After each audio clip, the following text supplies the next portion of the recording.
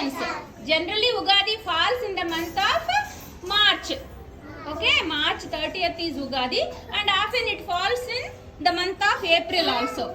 And on that special day, we take oil bath, we go to temple, and we do puja, and we prepare special dishes, and we share the dishes with our family members, friends, and all. Okay, okay.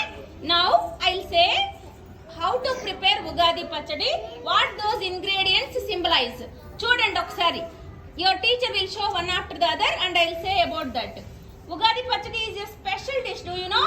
Made with 6 ingredients, each representing a different emotion. Okay? Now, ma'am, show Vepa Puvu, ma'am. Neem flowers. All of you see neem flowers? These are neem flowers. Vepa Puta. It represents sadness. Sadness అంటే ఏంటో తెలుసా మీకు? మీకు ఇష్టం లేని పని ఏదన్నా జరిగితే బాధ వస్తుంది, కోపం వస్తుంది, దాన్ని సాడ్నెస్ అంటారు. రెండోది జాగరి. Ma'am show jaggery. ఇది బెల్లం.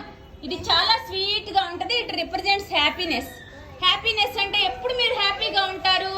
మీ ఫ్రెండ్స్ తో ఆడుకునేటప్పుడు, మీ స్పెషల్ డిషెస్ మమ్మీ చేసినప్పుడు, మీ మమ్మీ హగ్ చేసినప్పుడు, మీ టీచర్స్ కిస్ చేసినప్పుడు మీరు హ్యాపీగా ఉంటారు కదా. అది తీపితో చెప్పారనమాట. Jaggery represents sweet. Okay, next tamarind. Ma'am show tamarind ma'am. ఇది చింతకాయలు తెలుసా మీకు? చింత చెట్టు నుంచి వస్తుంది అనమాట. ఇది చింతపండు అంటారు. So it represents disgust. కొన్ని సార్లు మీకు డిస్గస్టింగ్ గా ఉంటుంది, అది రిప్రజెంట్ చేస్తుంది. తర్వాత రా మ్యాంగోస్. మ్యామ్ రా మ్యాంగోస్ చూపించండి. అదిగోండి, అది చూడండి, పచ్చి మామిడి కాయలు అనమాట.